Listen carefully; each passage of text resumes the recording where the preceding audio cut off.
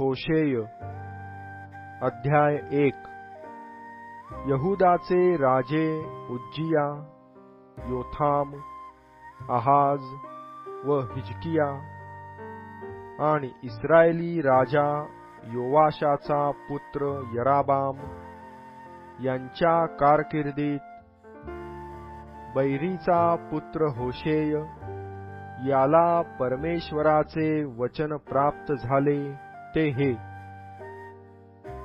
परमेश्वर होशेयाबरोबर प्रथम बोलला, तेव्हा तो त्याला म्हणाला, जा, एक जारिणी बायको करून घे व जार कर्माची मुले आपली अशी करून घे, कारण परमेश्वराचा त्याग करणे हे घोर जार कर्म हा देश करीत आहे। मग त्याने जाऊन दिबलाईमाची कन्या गोमर ही बायको करून घेतली।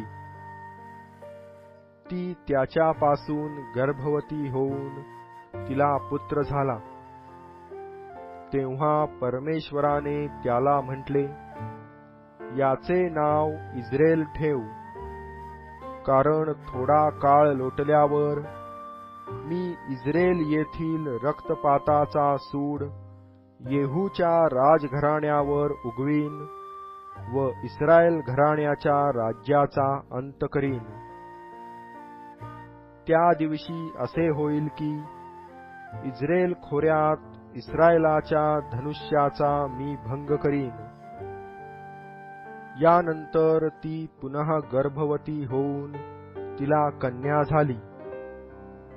तेव्हा परमेश्वर त्याला म्हणाला, हिचे नाव लो रुहामा, दया न पावलेली, ठेव, कारण इस्राएल घराण्याला क्षमा करण्याइतकी दया मी त्याजवर पुन्हा करणार नाही। यहुदाच्या घराण्यावर मी दया करीन।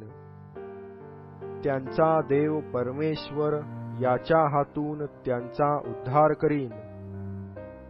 धनुष्य, तरवार, लढाई, घोडे अथवा स्वार यांच्याद्वारे हा उद्धार करणार नाही। लो रुहामेचे दूध तोडल्यावर गोमर गर्भवती होऊन तिला पुत्र झाला।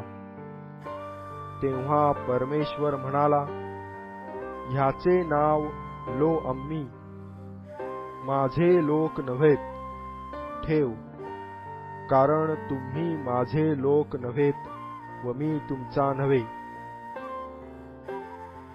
तथापि इस्राएलाची संतती समुद्राच्या वाळूसारखी संख्येने अपरिमित व अगण्य होईल, आणि असे घडून येईल की तुम्ही माझे लोक नव्हेत असे जेथे त्यास म्हणत, तेथे तुम्ही जिवंत देवाचे पुत्र आहात असे त्यास म्हणतील।